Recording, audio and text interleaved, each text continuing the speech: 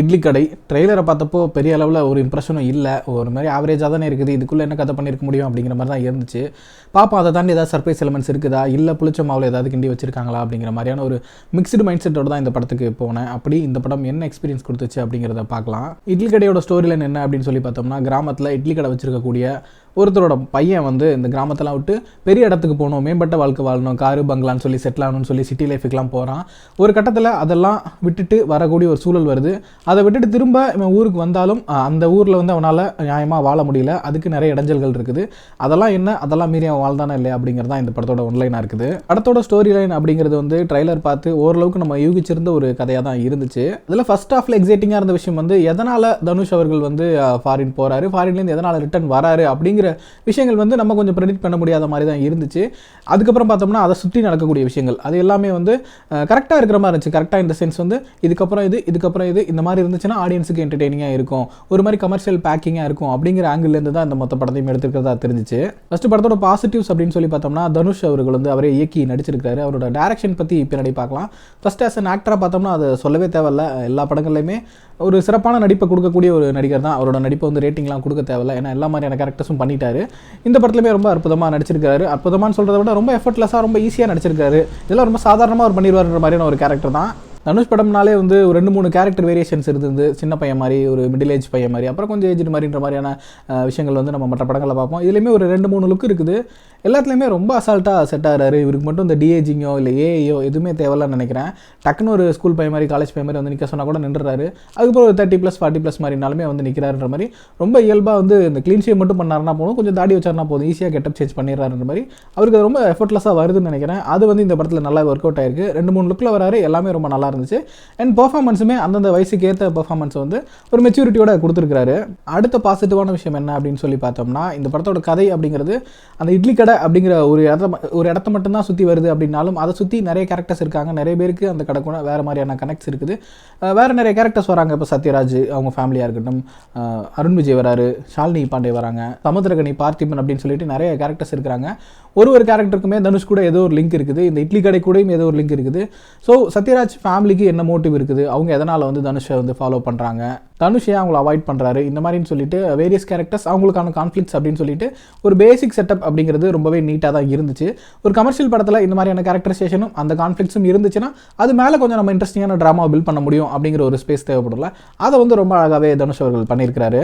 அடுத்ததான் அந்த கிராமத்தோட விஷுவல்ஸாக இருக்கட்டும், இட்லி கடை பற்றின டிஸ்கிரிப்ஷனாக இருக்கட்டும், அந்த இட்லி எடுத்து வைக்கும்போது அந்த ஆவி பறக்க அந்த இட்லி எடுத்து பரிமாறதா இருக்கட்டும், ஊர் திருவிழாக்கள் அப்படின்னு சொல்லிட்டு விஷுவலாக அந்த கிராமத்தை நம்மளால் ஃபீல் பண்ண முடிஞ்ச மாதிரியான ஒரு இயல்பான ஒரு சினிமாட்டோகிராஃபி ரொம்பவே பிடிச்சிருந்துச்சு.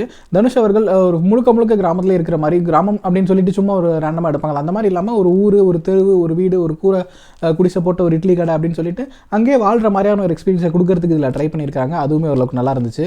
குறிப்பிட்டு சொல்லணும்னா இட்லி கடை, அந்த இட்லி கடை பற்றின டிஸ்கிரிப்ஷன் இருக்குல்ல, அந்த இட்லி கடை எப்படி ஆரம்பித்தாங்க, யார் ஆரம்பித்தாங்க, அதுக்கு வந்து என்ன மாதிரியான எமோஷனல் கனெக்ட் இருக்குது, அந்த ஊரில் இருக்க மக்களுக்கு அந்த இட்லி கடை கூட என்ன கனெக்ட் இருக்குது அப்படிங்கிறதெல்லாம் ஒரு ஸ்டோரியாக சொல்லிடாமல் பிகினிங்கில் ஒரு சின்ன ஸ்டோரி வருது. அதுக்கப்புறம் ஒரு கேரக்டரும் ஒரு இடத்துல அவங்களுக்கான கனெக்ட் பற்றி வேறு இடங்களில் சொல்லும்போது வந்து அந்த கடை பற்றின அந்த எமோஷன் அப்படிங்கிறது இன்னும் கொஞ்சம் அதிகமாகிறது நம்மளால் புரிஞ்சுக்க முடியுது. அடுத்ததான் இந்த படத்தை வந்து ரொம்ப ப்ராப்பராக ஒரு கமர்ஷியல் ஆடியன்ஸ்க்காக ஒரு ஜனரஞ்சகமாக பார்த்து என்ஜாய் பண்ணணும், ஒரு ஃபேமிலி என்டர்டெய்னர் குரூப்பாக ஃபேமிலியாக போய்ட்டுலாம் என்ஜாய் பண்ணலாம் அப்படிங்கிற ஆங்கிள்லேருந்து தான் பிளான் பண்ணியிருக்காங்க.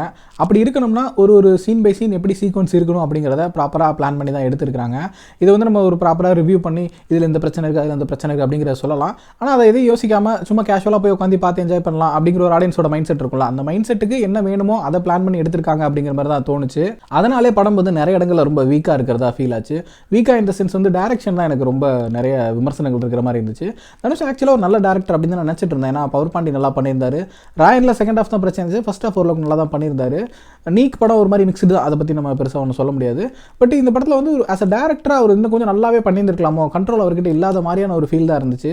நிறைய காட்சிகள் பார்த்தோம்னா ரொம்ப நாடகத்தனமாக இருக்கிற மாதிரி இருந்துச்சு. டிவி சீரியலில் தோற்று போயிருங்கிற மாதிரி தான் நிறைய சீன்ஸஸ் இருந்தால் நம்ம பார்த்தோம். நமக்கு தெரியாத ஒரு கிரவுண்டை பற்றி எடுக்கும்போது ரொம்ப ரேண்டமாக இப்படி தான் இருக்கும்னு அசியூம் பண்ணிட்டு நம்மளா ஒரு விஷயம் சொல்லுவோம், அல்லது பேசுவோம், அல்லது ஒரு சீன் எடுப்போம் இருக்கும்ல, அந்த மாதிரி நிறைய சீன் எடுத்துருந்த மாதிரி இருந்துச்சு. உதாரணத்துக்கு ஒரு 2-3 சீன் சொல்லலாம்னு நினைக்கிறேன். ஃபஸ்ட்டு ஒரு சீன் வருது, ஒரு பாட்டு முடிச்சுட்டு பகலில் தான் ஆடி பாடி எல்லாம் டான்ஸ் எல்லாம் போட்டு முடிக்கிறாங்க. முடிச்சுட்டு கட் பண்ணோம்னா அடுத்த சீன் வந்து நைட்டு வந்து தோப்பில் தனுஷ் நடந்து வர்றாரு, அதாவது பாட்டு முடிச்சுட்டு நடந்து வர்றாரு அப்படிங்கிற மாதிரி. இந்த டிரான்சிஷன்லாம் வந்து நம்ம ஏதோ பழைய படங்களில் பல 80s வந்து ரஜினி படங்களில் பார்த்த மாதிரி தான் இருக்குது. அப்படி தோப்பில் நடந்து போது அங்கே 4-5 அடியாட்கள் வராங்க அப்படிங்கிறது. இருட்டில் தோப்புக்குள்ளே 4-5 அடியாட்கள், அந்த அடியாட்கள் யாருன்னு சொன்னால் அது வேறு காமெடியாக இருக்கும். இந்த மாதிரி காட்சிகள் வந்து ரொம்ப ரொம்ப சீரியல் தனமாக இருக்கிற மாதிரி தான் இருந்துச்சு. அதே போல் தனுஷன் ஒரு கேரக்டரும் வாசலில் உட்காந்து பேசிகிட்டு இருக்கிறாங்க. அப்போ ஒரு கார் வந்து நிற்கிது. அப்போ அந்த கேரக்டர் வந்து பேச போகிறாங்கன்றதா சீனு. ஸோ அந்த கார் வர்றது வரைக்கும் என்ன பண்ணுறது அப்படிங்கிறப்போ அந்த 2 கேரக்டரையும் தான் பேசிகிட்டு இருக்க சொல்லுவாங்கல்ல கேஷுவலாக. அப்போ வந்து இந்த கோலம் இப்படி பண்ணுமா அப்படி பண்ணுமா ஒரு காமெடின்ற பேரில் ஒன்று பண்ணிகிட்டு இருக்காங்க. ரொம்ப அமைச்சூராக இருந்துச்சு. எதுக்கு அவங்க எதுவுமே பேசாமல் கூட இருந்திருக்கலாம், டேரெக்டாக கார் வர ஷாட்டுக்கே போயிருந்துருக்கலாம். இந்த மாதிரி இது சின்ன சின்ன சீன் மாதிரி தான் தெரியும். இந்த மாதிரி சின்ன சின்னதாக ஏகப்பட்ட பிரச்சனைகள் டேரக்ஷன் சைட்லேருந்து இருக்கிறத நம்ம பார்த்தோம். ஒரு சீனை எப்படி ப்ராப்பராக ஸ்டேஜ் பண்ணணும் அப்படிங்கிறதுல வந்து ஒரு கிளாரிட்டி இல்லையோ தனுஷ் அவர்களுக்கு அப்படிங்கிற மாதிரி தான் இருந்துச்சு. அடுத்தது அந்த சத்யராஜ் ஃபேமிலி பற்றி பார்த்துடலாம். அவர் வந்து ஒரு உலகத்திலே பெரிய பணக்காரர்கள் ஒருத்தராக இருக்கிறாரு. ஒரு பெரிய ஹோட்டல் வச்சிருக்கிறாரு. ஒரு பிராண்டுக்கு சொந்தக்காரராக இருக்கிறாரு. அவருக்கு வந்து அருண் விஜய் அப்புறம் ஷாலினி பாண்டியன் சொல்லிட்டு ஒரு பையன் ஒரு பொண்ணு இருக்கிறாங்க. சோ கால்டு எலைட் பணக்கார வீடுகளில் இருக்கக்கூடிய முட்டாள்தனமான கேரக்டரைசேஷன் தான் இதுக்குள்ளே ட்ரை பண்ணியிருக்காங்கன்னு நினைக்கிறேன். ஆக்சுவலாக ஒரு பக்கம் அருண் விஜய் பார்க்கும்போது சரி, ஷாலினி பாண்டியை பார்க்கும்போது சரி, அந்த ஃபீமேல் லீட் பண்ணியிருக்காங்க. 2 பேரை பார்த்தாலும் இரிட்டேட் ஆகுது. ஏன்னா அப்படி பண்ணிட்டு இருக்காங்க, ரொம்ப அவங்களுக்கு கேரக்டரைசேஷனே ரொம்ப கடுப்பாகிற மாதிரி இருக்குது, பலமாக பண்ணுவாங்க அப்படிங்கிற மாதிரி. கொஞ்சம் நிதானத்தை யோசிச்சு பார்த்தோம்னா அந்த இடத்துல இருக்கக்கூடிய ஆட்கள் அப்படி பண்ணுறதுக்கு வாய்ப்பு இருக்குது அப்படிங்கிற மாதிரி தோணுச்சு. ஸோ அதை அப்படி அக்செப்ட் பண்ணிக்கணுமா இல்லை அது இரிட்டேட் ஆகுதுன்னு சொல்லிட்டு எடுத்துக்கணுமான்னு எனக்கு தெரியல. பட் ஸ்டில் வந்து அருண் விஜயோட கேரக்டரைசேஷன் அப்படிங்கிறது வந்து கேரக்டரைசேஷன் ஐடியாவாக நல்லா தான் இருந்துச்சு. ஒருத்தன் ஒரு ஈகோ ட்ரிகரான ஒருத்தன் வந்து அது சாட்டிஸ்ஃபை ஆகிறதுக்காக எந்த எக்ஸ்ட்ரீம் வரைக்கும் போவான் அப்படிங்கிற அந்த ஐடியா நல்லா இருந்துச்சு. பட் அதுக்கு எழுதப்பட்ட காட்சிகளும் சரி, எடுக்கப்பட்ட விதமும் சரி, ரொம்ப ரொம்ப மெலோட்ராமேட்டிக்காக தான் இருந்துச்சு.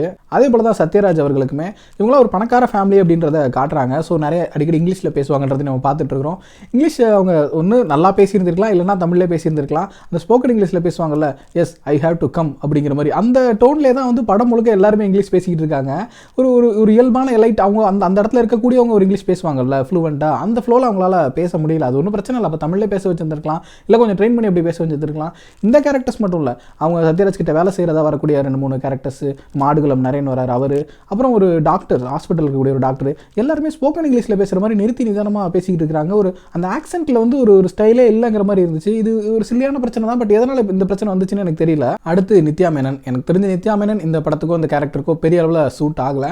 லுக்காக அப்பியரன்ஸாக ஓரளவுக்கு அந்த ஊர் பொண்ணு மாதிரி இருக்கிறாங்க. பட் ஸ்டில் அவங்களோட அந்த ஆக்டிங்கிறதும் சரி, அந்த மாடுலேஷன் அப்படிங்கிறதும் சரி, அந்த ஊர் பொண்ணு அப்படிங்கிற ஒரு ஃபீலை பெருசாக கொடுக்கல. அகைன் ஒரு இந்த திருச்சிற்றம்பலம் காம்போவாக இருக்கும் அப்படிங்கிறதுக்காக தான் அவங்களுக்கு காசு பண்ணியிருப்பாங்கன்னு நினைக்கிறேன். பட் அவங்களோட பர்ஃபார்மன்ஸ்ன்றது எனக்கு அந்தளவுக்கு ஒன்றும் கன்வின்சிங்காக இல்லை. அடுத்ததாக சமுத்திரக்கனி வராரு.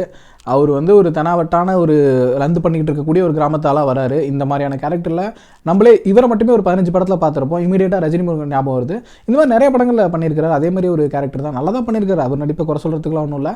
பட் ரொம்ப பழகி போன ஒரு கேரக்டர் ஆர்க்காக இருக்குது. சேம் அவரையுமே நம்ம நிறைய இதில் பார்த்துருக்கோம். மேபி வித்தியாசமான ஆள் யாராவது போட்டிருந்தா கூட கொஞ்சம் ஃப்ரெஷ்ஷாக இருந்திருக்கும்னு நினைக்கிறேன்.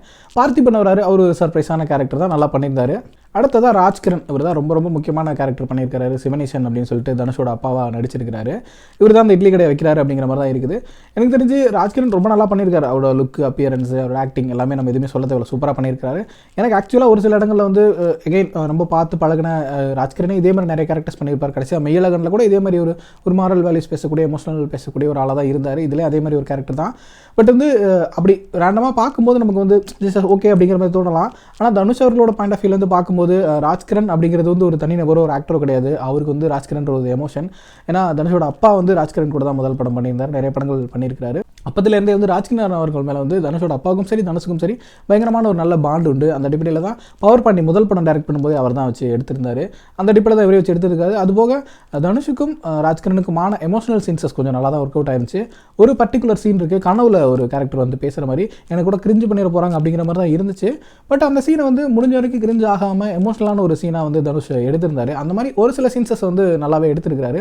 பட் நிறைய சீன்ஸஸ் ரொம்ப வந்து நாடகத்தனமாக இருந்தது, நம்மளால் தவிர்க்க முடியல. கேரக்டர்ஸ் பற்றி பேசும்போது அவங்க ஷாலினி பாண்டே அங்கே சத்யராஜோட பொண்ணாக பண்ணியிருக்காங்க, ஒரு ஃபீமேல் லீட் கேரக்டராக பண்ணியிருக்காங்க. அவங்களோட கேரக்டருமே ரொம்ப சில்லியாக இருக்கிற மாதிரி தான் இருந்துச்சு. வந்து சுற்றி நடக்கிற விஷயங்கள் எதுவுமே தெரியாத ஒரு முட்டாள்தனமாக இருந்துக்கிட்டு அப்போ நம்ம கெட்டவங்களா, அப்போ நம்ம வில்லனா அப்படின்னு கேட்குறதெல்லாம் வந்து பயங்கர காமெடியாக தான் இருந்துச்சு. எந்த காலத்தில் இருக்கிறாங்க, இன்னும் எதனால் இப்பெல்லாம் பேசிகிட்டு இருக்காங்கிற மாதிரி தான் இருந்துச்சு. ஸோ ஆல்ரெடி சொன்ன மாதிரி நித்யா மேனன் கேரக்டருமே பெரிய அளவில் கனெக்ட் ஆகலாம் அவங்களோட பர்ஃபார்மன்ஸ் அப்படிங்கிறதுனால. அப்படி அங்கங்கே ஒரு சில கேரக்டர்ஸ் வந்து கொஞ்சம் ஆர்கானிக்காக இருந்தாலும் ஒரு சில கேரக்டர்ஸ் பெரிய அளவில் ஒட்டலாங்கிற மாதிரி தான் இருந்துச்சு. ஸோ ஓவராலாக படமாகவே பார்த்தோம்னா ஃபர்ஸ்ட் ஹாஃப்லையும் சரி செகண்ட் ஹாஃப்லேயும் சரி எதையுமே பிரித்து தனியாக சொல்ல முடியல. அங்கங்கே ஒரு சில சீன்ஸ் நல்லா இருக்குது, சும்மா அப்படியே போட்டு பார்த்துட்டு இருக்கும்போது ரேண்டமாக பார்க்கலாம் அப்படிங்கிற மாதிரி ஒரு ஹோல்சம் ஃபிலிமாக இது வந்து எனக்கு பெருசாக கனெக்ட் ஆகலை. அது கூட பிரச்சனை இல்லை. பட் டேரக்ஷனில் தனுஷ் அவர்கள் இவ்வளோ வீக்காக இருக்காருன்றதான் எனக்கு ஷாக்கிங்கான விஷயமா இருந்துச்சு. நிறைய சீன்ஸஸ் ரொம்ப சுமாராக ஹேண்டில் பண்ணியிருந்த மாதிரி தான் இருந்துச்சு. இன்னும் கொஞ்சம் பெட்டராக ஸ்டேஜ் பண்ணியிருந்துருக்கலாங்கிற மாதிரி இருந்துச்சு. ஸோ ஓவராலாக படம் வந்து அங்கங்கே ஒரு சில சீன் நல்லா இருக்குது அப்படிங்கிற மாதிரி ரேண்டமாக உட்காந்து பார்க்கலாங்கிறத தவிர்த்து ஹோல்சமாக என்டர்டெயின் பண்ணுமான்னு தெரியல. பட் நான் ஆல்ரெடி சொன்ன மாதிரி கொஞ்சம் வந்து இந்த ஒரு ஃபெஸ்டிவல் மோடில் குடும்பத்தோடு போயிட்டு கேஷுவலாக ஜாலியாக பார்க்கலாம், எதை யோசிக்காமல் அப்படின்னு பார்க்குறவங்களுக்கு இந்த படம் பிடிக்கிறதுக்கான வாய்ப்புகள் இருக்குது. ஏன்னா செகண்ட் ஹாஃபில் படம் முடியும் போது ஒரு நல்ல நோட்டில் முடியுது அப்படிங்கிறனால ஒரு பாசிட்டிவ் எண்டிங் அப்படிங்கிறதுனால வந்து நிறைய பேருக்கு பிடிக்கிறதுக்கான வாய்ப்புகளுமே இருக்குது. அது ரிசல்ட் என்ன அப்படிங்கிறது வரும்போது தான் தெரியும். ஸோ இதுதான் என்னோட ஒப்பீனியன். நீங்கள் படம் பார்த்துருந்தீங்கன்னா என்ன உங்களோட ஒப்பீனியன் அப்படிங்கிறத கமெண்ட்டில் சொல்லுங்கள்.